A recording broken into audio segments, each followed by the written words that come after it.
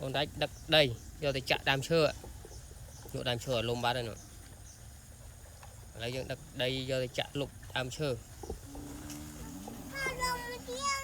ngay cái đắc đây giờ từ sừng cua chui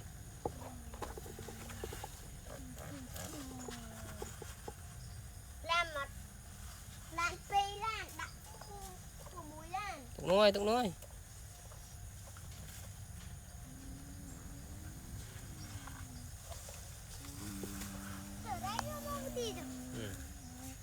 okay.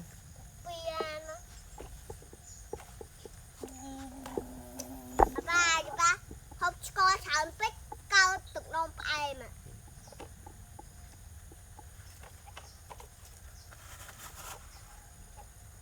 đại phục binh hành đặt là hốt đau vì phư đau dục vì giúp đau phư chơi đại binh rồi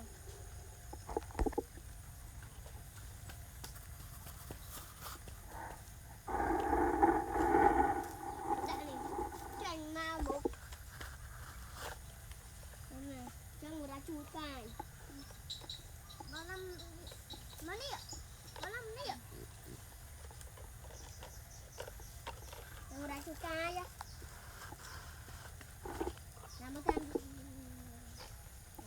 đại cua tí chứ mình cùng vài đại cua thì đã phân nồng hơi phơi phải mà con mình sắp hơi cái ba hết nè đâu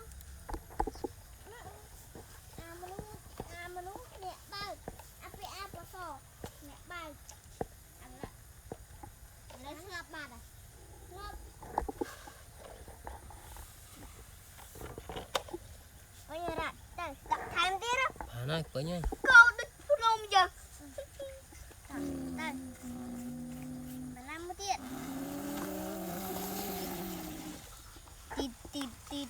tịt anh ấy đậm phần đặt phần cô đút nôm chân đặt bơ trà nôm chân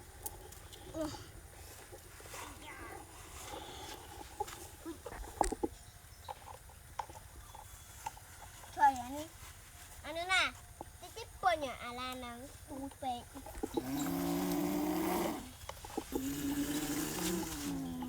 đó con ăn lại nó kháng đi rồi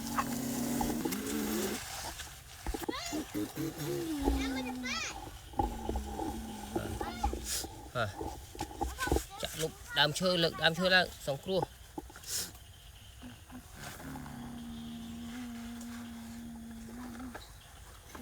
chuột nữa này thục bà cho vào lum thế bà làm chơi đi lấy sóng cua đó bà tao ngừng sân rồi mò đang chú sân mò cái lạp ơi tiền excavator tiền ăn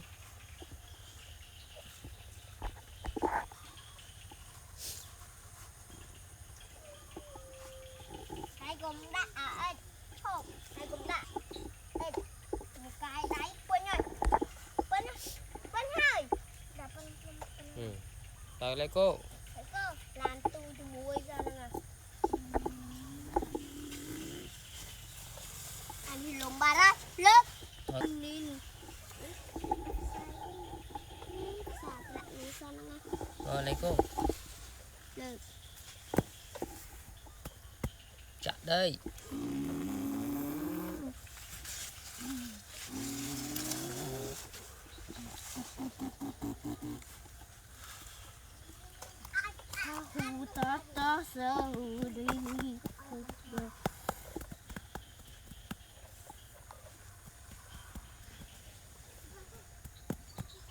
trên chấm nào tới tiếp lông chúa ba chập đám chúa đám ha chập pi lan chúa ba bông con mấy chặt lông ba là bán pi lan con cần nơ mà là nặng bài thông thống đây chặt với nha thôi lấy go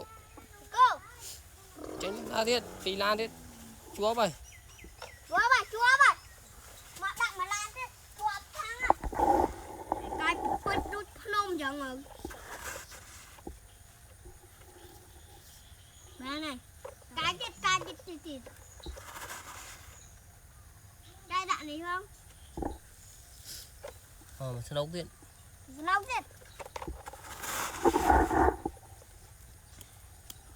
Bán đi bán. Chơi nhầm nào. Đây cô. Ủa Phong ơi, rinh. Anh chú rinh. Rinh cút. Cho Phong ơi. Excavator chui. Lên đây, excavator chui rồi. Chui rồi. Ôi, ớt chui chứ. Ôi, trùng. Đây.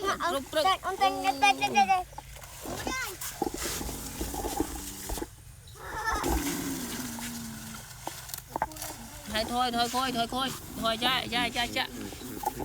cha qua cha. Có không tết. Ôi chọn bì lan nó không có đâu thông nó cho anh ban rồi. Chụp. Bà cu đó lan. Bà cô nhớ nó quá cô nó. Chọn.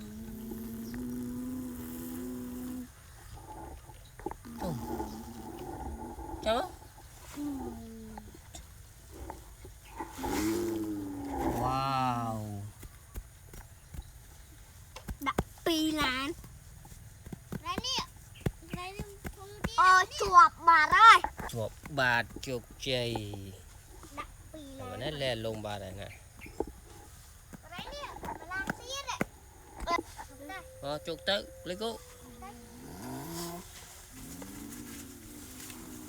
Chuột Phong ơi. Đang ghé khai mình ấy. Đợi giờ ơi cuốn. Lan tiếp.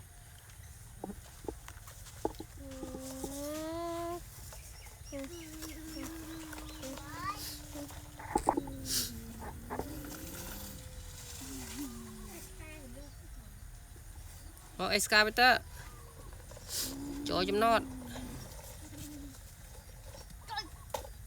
Hai đồng sky. Các bạn làm nông tiệt. Người nào mà đâu ra xe lắng. Đuôi xe lắng. Prư bà ra pin nhờ.